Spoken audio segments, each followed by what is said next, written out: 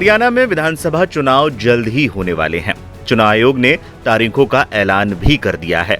राज्य की सभी 90 सीटों के लिए एक ही चरण में मतदान होगा। हरियाणा में 1 अक्टूबर को वोट डाले जाएंगे और चुनाव नतीजे 4 अक्टूबर को मतगणना के बाद सामने आ जाएंगे। लेकिन इस बीच भारतीय जनता पार्टी ने विधानसभा चुनाव के लिए मतदान की तारीख बदलने की बड़ी मांग कर दी है। भारतीय जनता पार्टी की हरियाणा इकाई ने लंबी छुट्टियों के कारण कम मतदान की चिंता का हवाला देते हुए चुनाव आयोग से 1 अक्टूबर 2024 को होने वाली आगामी विधानसभा चुनाव स्थगित करने का अनुरोध किया है। बीजेपी ने निर्वाचन आयोग को पत्र लिखकर 1 अक्टूबर को होने वाले विधानसभा चुनाव को कुछ समय के लिए टालने का अनुरोध किया है। पार्टी ने चुनाव तिथि से पहले और बाद में छुट्टियों का हवाला दिया है। इसमें कहा गया है कि इससे मतदान प्रतिशत कम हो सकता है।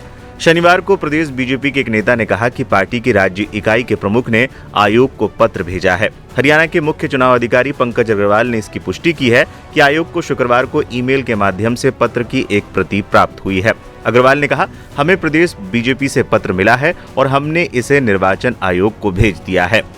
वहीं बीजेपी की राज्य चुनाव प्रबंधन समिति के सदस्य वरिंदर गर्ग ने कहा, हमने तर्क दिया है कि 1 अक्टूबर को विधानसभा चुनाव की तारीख से पहले सप्तांत की छुट्टी है और उसके बाद कुछ और भी छुट्टियां हैं, जिससे मतदान प्रतिशत प्रभावित हो सकता है क्योंकि लोग लंबे छुट्टियों पर चले जा सकते हैं।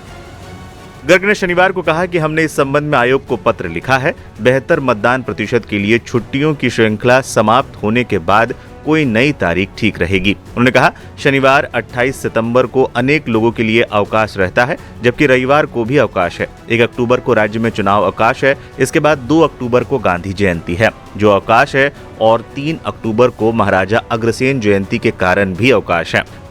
मामले को लेकर अब राजनीति भी तेज हो गई है। हरियाणा के पूर्व सीएम और कांग्रेस नेता भूपेंद्र सिंह हुड्डा का कहना है कि चुनाव घोषित हो चुके हैं और इसकी घोषणा हुए 1 हफ्ते से ज्यादा हो गया है। इसका मतलब है कि वो चुनाव को टालना चाहते हैं और हार स्वीकार कर रहे हैं। हम चाहते हैं कि चुनाव आयोग समय पर चुनाव करवाए क्योंकि लोग नहीं चाहते कि ये सरकार एक दिन भी सत्ता में रहे।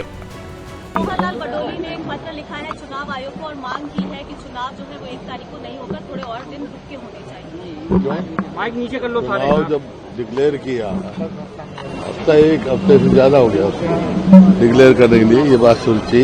इसका मतलब वो चुनाव को टालना चाहते हैं और अपनी हार मान चुके हैं। चुनाव समय पर जो है, हमने धन्यवाद दिया था इनका चुनाव आयोग का, क्योंकि लोग एक दिन भी सरकार को नहीं रखना चाहते हैं। ये क्यों टालना चाहते हैं, समझ से बाहर है हमारे को। चुनाव समय पर होने चाहिए।